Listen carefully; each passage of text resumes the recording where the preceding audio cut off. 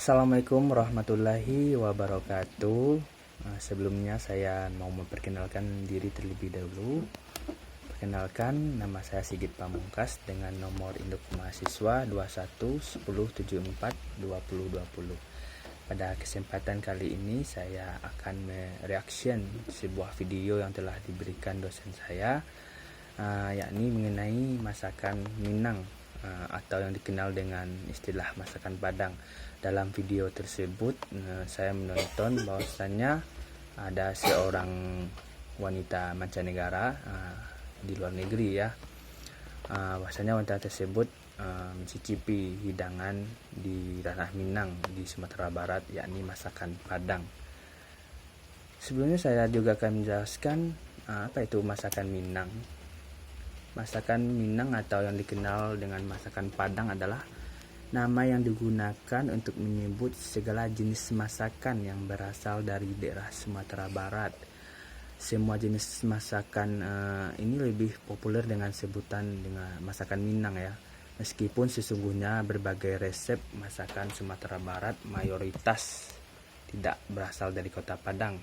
Misalnya ada kota Pariaman, ada Bukit Tinggi, ada Solo, ada Pasaman dan Pasaman Barat dan lain-lainnya. Dan sebagian juga dikenal dengan memiliki tradisi kuliner yang kaya raya. Rumah makan Padang atau rumah makan orang Awak adalah sebutan untuk usaha rumah makan yang khusus menyajikan masakan Padang di ranah Minang. Dalam video tersebut saya juga melihat bahwasanya pengelolaan masakan Padang yang mana penentuan lokasi tempat usaha bagi makanan masakan Padang merupakan langkah awal ya, atau langkah utama untuk menentukan dapat sukses atau tidaknya usaha yang dijalankan oleh para pengusaha makanan di daerah Sumatera Barat. Umumnya, manajemen rumah makan Padang dikelola oleh keluarga atau kaum kerabat sekampung. Pengelola rumah makan Padang menganut falsafah Minang yang demokratis, seperti barek samo di piku, ringan samo di jinjang. Hal ini terlihat dari pembagian keuntungan yang dibagikan setiap 100 hari kerja dengan sistem bagi hasil berdasarkan indeks prestasi. Cara seperti ini akan mendorong karyawan untuk berprestasi. Mereka akan berusaha melayani tamu dengan sebaik-baiknya, baik itu tamu masih dalam Sumatera Barat atau tamu dari mancanegara sebagaimana dalam video tersebut. Mereka tidak membedakan para pengunjungnya. Dan dalam video tersebut saya juga melihat bahwasannya cara penyajian hidangan masakan Padang kebanyakan disajikan oleh pria atau laki-laki yang punya keunikan dalam menyajikan hidangan. Mereka akan membawa sejumlah piring hidangan secara bertingkat-tingkat atau bertumpuk-tumpuk dengan kedua belah tangan atau sebelah tangan saja tanpa jatuh. Hal ini merupakan suatu atraksi ya yang cukup menarik bagi para pengunjungnya, khususnya para pengunjung dari mancanegara. Kemudian semua piring-piring kecil yang berisikan hidangan ini disajikan kepada tamu. Tamu bisa mengambil makanan yang ia sukai dan hanya membayar makan yang diambil. Jika sudah selesai makan, pelayan akan memeriksa hidangan apa saja yang telah dimakan oleh tamu.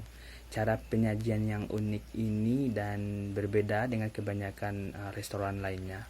Umumnya jika tamu masuk akan disodori langsung menu yang akan tamu pesan dari menu yang ada.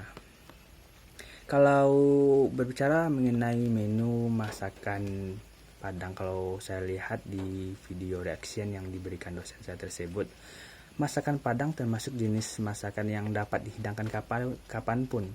Rumah makan Padang menawarkan keanekaragaman jenis masakan seperti randang yang terkenal dengan randang padeh ya kata orang Minang, karena randang identik dengan pedas, yang mana rendang tidak hanya terkenal di daerah Sumatera Barat saja, melainkan di Indonesia bahkan seluruh dunia orang tahu masakan rendang.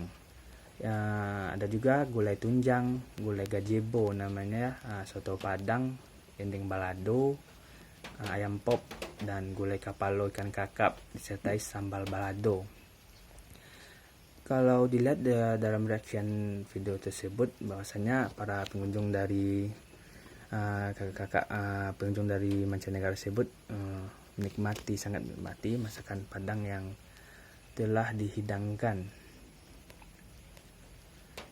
Kalau dilihat cara beberapa pengelolaan rumah makan Padang perlu mempertimbangkan kemampuan lidah ya konsumen, baik di sekitar Sumatera Barat maupun di luar Sumatera Barat. Apalagi dalam video tersebut yang jadi pengunjungnya bukan orang Sumatera Barat, melainkan orang asing ya. Misalnya mengurangi tingkat kepedasan, karena lidah orang Minang berbeda dengan lidah orang asing seperti orang mancanegara. Yang membuat makanan Minang harus tahu tuh cara mengontrol selera makanan bagi orang Minang dan bagi para penyajikan hidangan bagi para tamu dari mancanegara. Saya juga melihat dalam reaction video tersebut yakni kakak dari mancanegara tersebut juga menghampiri nenek-nenek yang sedang membuat rendang ya. Kakak tersebut menanyakan tentang rendang, bagaimana cara pengelolaan, cara penyajian, bahkan cara masak ya. Dalam video tersebut saya juga melakukan sebuah reaction mengenai rendang. Kalau berbicara masalah rendang adalah masakan daging asli Indonesia yang berasal dari Minangkabau ya. Masakan ini dihasilkan dari proses memasak dengan suhu rendah dan waktu lama menggunakan aneka rempah-rempah dan santan.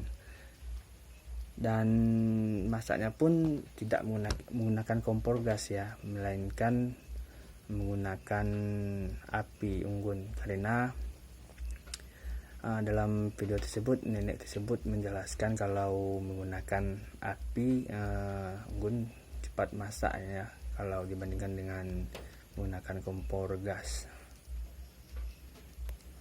Juga melihat kalau berbicara juga dengan masakan rendang dapat dijumpai di rumah makan Padang di seluruh dunia. Masakan ini populer di Indonesia dan negara-negara Asia Tenggara lain seperti Malaysia, Filipina, Brunei, Singapura, Filipina, dan Thailand.